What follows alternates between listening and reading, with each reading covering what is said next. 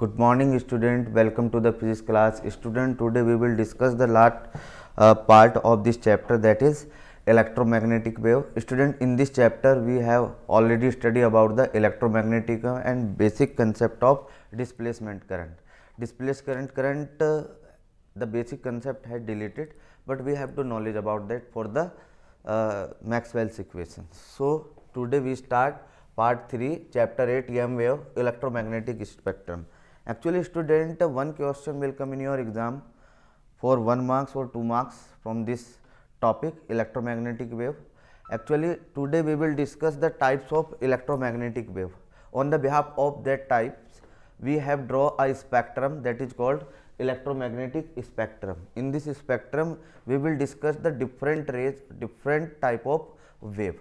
So, what are the type of electromagnetic wave? The answer is there are the different type of electromagnetic waves: radio waves, microwaves, visible, infrared, ultraviolet, X-rays and gamma rays. All these type of the electromagnetic wave. So on the behalf of these type, we will decide what is the cause of these waves differently. What is the cause of radio wave? Radio wave का जो source है वो क्या है, microwave का source क्या है, infrared का सोर्स क्या है और इनकी वेवलेंथ रेंज क्या है. तो इनकी वेवलेंथ रेंज के अकॉर्डिंग हमने इनके लिए एक स्पेक्ट्रम रेडी किया और उस स्पेक्ट्रम के अकॉर्डिंग वो लर्न करना इजी हो जाता है हमारे लिए. तो सबसे पहले हम यहाँ पर एक टेबल बनाएंगे और उस टेबल पे टोटल सिस्टम कवर हो जाएगा. तो first of all name of the rays, name. Now second is, ये एक हम यहाँ पर टेबल बनाएंगे. Second one is frequency range. What will be the frequency range? Frequency range, ये जो फ्रीक्वेंसी रेंज होगी ये हर्ट्ज में डिस्कस करेंगे हम. Now third is, frequency range के बाद आता है हमारा वेवलेंथ. तो what will be the wavelength? Wavelength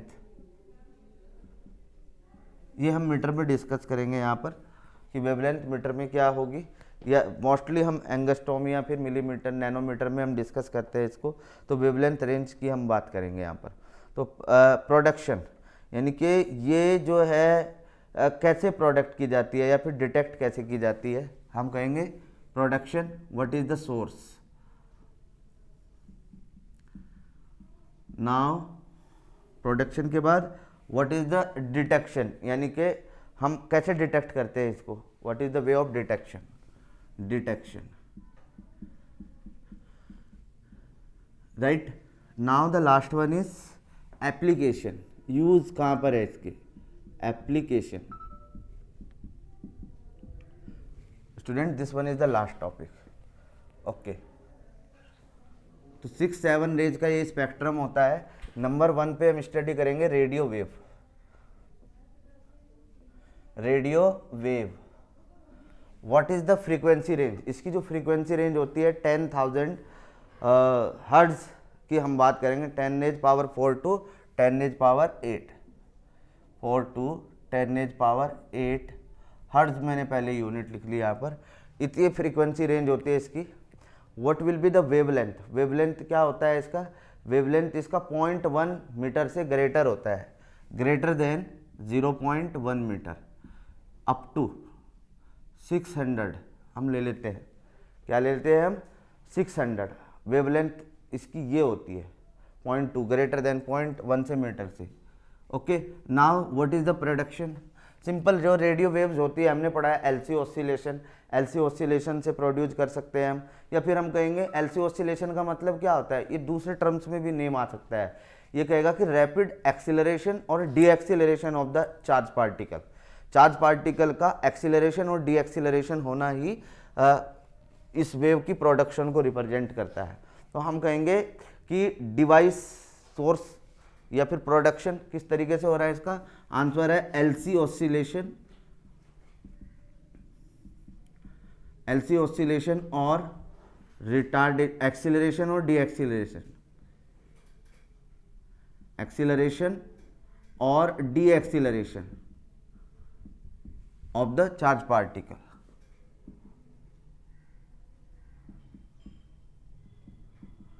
अब what is the detector? ये किस तरीके से डिटेक्ट की जाएगी? प्रोडक्ट की जाएगी एक एरियल यानी कि एक एंटीना से, जो ट्रांसमिटिंग एंटीना कहलाएगा। इसको हम ये भी बोल सकते हैं ट्रांसमिटिंग TX एंटीना, या फिर एरियल आप बोल सकते हो। फिर ये हो जाएगा रिसीवर एरियल्स, या फिर रिसीवर एंटीना, या फिर रिसीवर एंड। अब क्वेश्चन ये है कहाँ पर यूज की जाती है, ये एप्लीकेशन क्या है? ये रेडियो वेव हमारी सिंपल है, टीवी, रडार, इन सब चीज़ों में यूज की जाती है। कम्युनिकेशन, रेडियो कम्युनिकेशन हमारा सिंपल होता है इससे। स्पेशलाइजेशन इज टीवी में हो सकती है ये यूज़, रेडियो कम्युनिकेशन में यूज हो सकती है। ये लिखा पूछा जाता है, what are the application of TV radio communication. Okay, first हुआ हमारा। Second is microwave. सेकंड क्या है हमारा? Microwave. What are the microwave? इसको पढ़ते हैं student. Number 2, microwave. What are microwave? What is the range of frequency? इससे कम होगी या ज़्यादा होगी? आंसर है इससे फ्रीक्वेंसी थोड़ा ज़्यादा होगी माइक्रोवेव की, 10⁻⁹ to 10⁻12 hertz. What will be the wavelength range? इसकी जो वेवलेंथ रेंज होगी 0.1 मीटर टू 1 mm तक होगी। कितनी होगी? 0.1 मीटर टू, ये ध्यान रखना, 0.1 मीटर टू 1 mm, ये फ्रीक्वेंसी रेंज होगी इसकी। Now what are the source यानी कि प्रोडक्शन, इसको हम सोर्स भी लिख सकते हैं यहाँ पर। इस वेव का सोर्स क्या है? तो द सोर्स विल बी, इसका सोर्स होगा कि जब चार्ज पार्टिकल रोटेट करता है। चार्ज पार्टिकल क्या करता है हमारा? रोटेट करता है by rotating of charge particle. तो वो चार्ज पार्टिकल रोटेशन कहाँ पर होता है? या तो मैग्नेट्रोन वाल्व में होता है या klystron valve.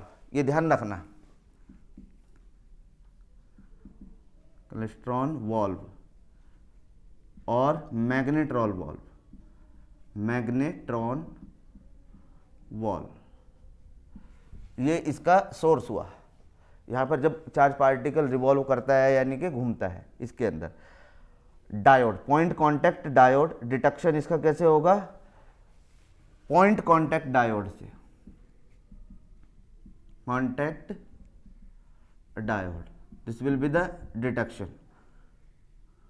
Now what are the application? Radar communication, analysis of fine details of molecules and atomic structure। तो पहला एप्लीकेशन होगा इसका radar communication.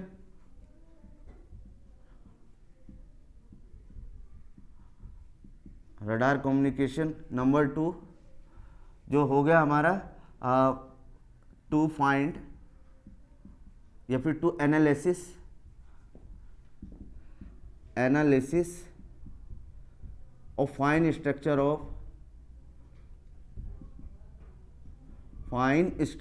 Of molecules and atom.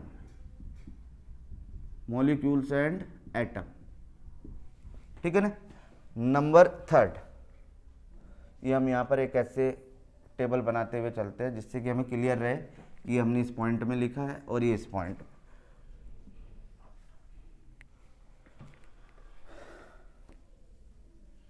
Number 3 पर आइए। नंबर 3 पर जो वेव आएगी हमारी, दैट इज इंफ्रारेड। क्या आएगी हमारी? इंफ्रारेड। इसकी फ्रीक्वेंसी थोड़ी सी हाई होती है इससे। अब जो फ्रीक्वेंसी है, हमने असेंडिंग ऑर्डर में ही चल रहे हैं, बढ़ते हुए क्रम में चल रहे हैं, तो इंफ्रारेड।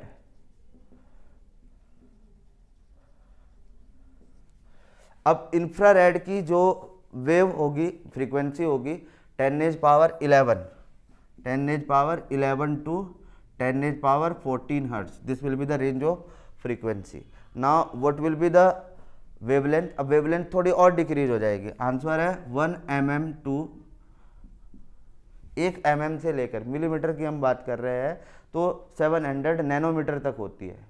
1 mm टू 700 नैनोमीटर तक। This will be the range of wavelength. Now what is the production? Production होगा vibration of atom and molecules और एटम का अगर वाइब्रेशन होता है, that will be the production. ठीक है ना। इंफ्रारेड का vibration of atoms, vibration of atoms and molecules. Now what are the detection, कैसे डिटेक्शन किया जाएगा, थर्मोपाइल बोलोमीटर, ध्यान रखना इसका नाम, और ये पूछा जाता है, या फिर इंफ्रारेड फोटोग्राफिक फिल्म। पहला नाम क्या बताया मैंने, थर्मोपाइल्स बोलोमीटर। थर्मोपाइल्स बड़ा अजीब सा नेम है, बट अगर क्वेश्चन हार्ड बनता है यही पूछा जाएगा, थर्मोपाइल्स बोलोमीटर। या फिर दूसरा क्या बताया मैंने, इंफ्रारेड जो हमारा होता है photographic film, infrared photographic film, photographic film, ये भी यूज किया जाता है इसके डिटेक्शन में। Now what are the application, ये जो इसका एप्लीकेशन है, एप्लीकेशन इसका बहुत अच्छा है हमारा। किसकी बात कर रहे हैं हम, इंफ्रारेड की। और इंफ्रारेड का कम्युनिकेशन सिस्टम में, और इंफ्रारेड को हम ऑप्टिकल सिस्टम में भी यूज कर सकते हैं। In optical system, in optical communication भी बोल सकते हैं हम, सिस्टम कम्युनिकेशन, या फिर जो दूसरा है हमारा सिंपल कम्युनिकेशन में भी यूज होता है। कम्युनिकेशन का मतलब देखिए इंफ्रारेड कहाँ पर यूज होती है, यानी कि टू डिवाइस के बिटवीन अगर कम्युनिकेट कराना हो, लाइक ये टीवी है, ये रिमोट है, और रिमोट से टीवी के बिटवीन कम्युनिकेट कराना हो तो वहाँ पर ये फ्रीक्वेंसी रेंज चलती है, और वेवलेंथ उसकी इतनी होनी चाहिए तभी जाके वो कर सकता है रिमोट से, ठीक है ना। तो कंट्रोल द डिवाइस, दूसरा क्या हो गया हमारा, कंट्रोल द डिवाइस, कुछ भी रिमोट से चलने वाली चीज़ इस रेंज में आती है। अब नंबर 4 पर आइए। नंबर 4 पर जो हमारी रेंज आती है वो होगी हमारी विजिबल लाइट। विजिबल लाइट की जो रेंज होती है वो थोड़ी सी और हाई होती है। विजिबल लाइट,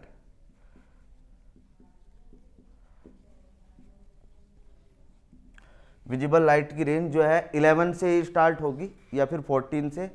इसकी एक पर्टिकुलर रेंज होती है विजिबल लाइट की, इसकी पावर में चेंज नहीं होता, इसके मैग्नीट्यूड से हम पता लगाते हैं। 4 × 10 पावर 14 और ये एग्जैक्ट होगी 7 × 10 14 तक हर्ट्ज में। This is the frequency range. And ये जो रेंज होगी इसकी हमारी 700 नैनोमीटर टू 400 नैनोमीटर तक इसका वेवलेंथ रेंज हो गया। Now what is the source, source देखिए जो डिफरेंट एनर्जी लेवल होते हैं, jumping of electron from one energy level to another energy level. तो प्रोडक्शन क्या हो गया इसका, jumping of electron, jumping of electron from one energy level to another energy level, another energy level, एक energy level से दूसरे energy level पर ये ट्रांसफर करते हैं। Now what will be the detection, simple है, विजिबल लाइट है तो human I can detect, फोटोसेल्स photographic film, human आई भी डिटेक्ट कर सकती है इसको, फोटोसेल्स फोटोग्राफिक फिल्म दिखती है जब फोटो क्लिक होता है, फोटोग्राफिक फिल्म जो हम कहते हैं ना फ्लैश, यानी कि वो वही है, विजिबल रेज है। Okay, now what are the application, what will be the detecting the stimulating never ending human retina can cause of chemical reaction. क्या यूज कर सकते हैं हम, cause of chemical reaction. Chemical reaction की अगर बात आती है तो विजिबल रेज को आप ध्यान रखना, can cause of, it is the cause of chemical reaction. अगर हमें कहीं केमिकल रिएक्शन कराना है तो इस वेव को बनाने की कोशिश करते हैं, या फिर रेटिना, ह्यूमन आई में हम यूज करते हैं। नंबर 2, ह्यूमन आई में भी हम यूज करते हैं टू डिटेक्ट द रेटिना, ठीक है। Okay, number 5 ultraviolet rays, number 5 ultraviolet.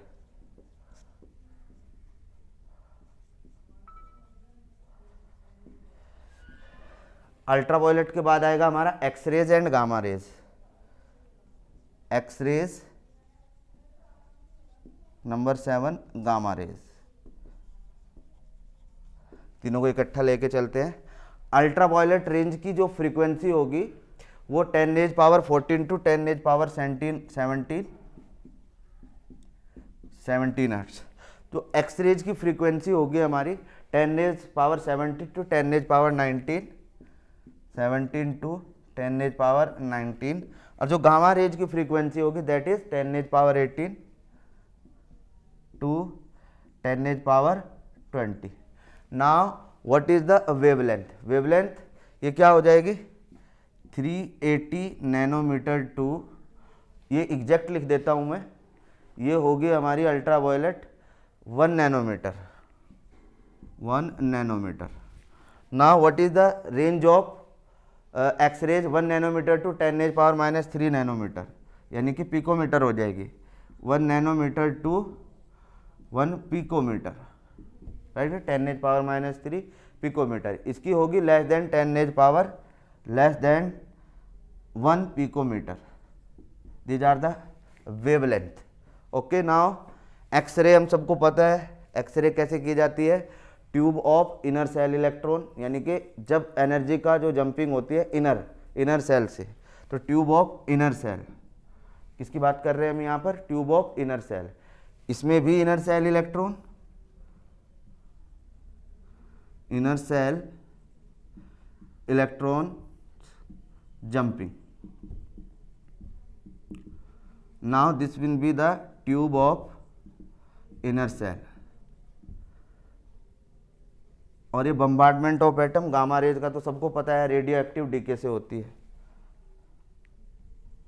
Radio active DK ये होता है। डिटेक्शन, जो अल्ट्रावायलेट है वो फोटोसेल्स सेम आएगा ऊपर वाला, और जो हमारी ये है ये गाइगर एक्सपेरिमेंट या फिर फोटोसेल्स, ये भी आ जाएगा, एक ऐड कर देते हैं इसमें, गाइगर एक्सपेरिमेंट सेल से हमने इसको डिटेक्ट किया है। और तीसरा है हमारा photographic film Geiger tube ionisation chamber, ये भी सेम रहेगा हमारा। और ऑलमोस्ट एप्लीकेशन भी अल्ट्रावायलेट के सेम ही होते हैं, सेम एप्लीकेशन सबके लिए। कुछ थोड़ा बहुत चेंज होगा, वो एक बार बुक से आप डिटेक्ट कर लीजिए। तो student, this was the spectrum of electromagnetic wave, और इसी से आपके पास क्वेश्चन पूछा जाएगा। तो student, now we will start the next unit in next day, in next video you will find the unit number 6। Okay student, till then have a nice day. इस unit में बहुत पोर्शन यानी कि polarisation पूरा खत्म हो रखा है, डेरिवेशन ऑफ लेंस फार्मूला और मिरर फार्मूला वो फिनिश हो रखा है, और इसमें जो है और भी चीज़ें डिलीट हो चुकी है इस सिलेबस से, तो बहुत छोटा सा बचा है, मतलब 15 लेक्चर में हमारा ये क्लियर हो जाएगा। Okay student, thank you, have a nice day.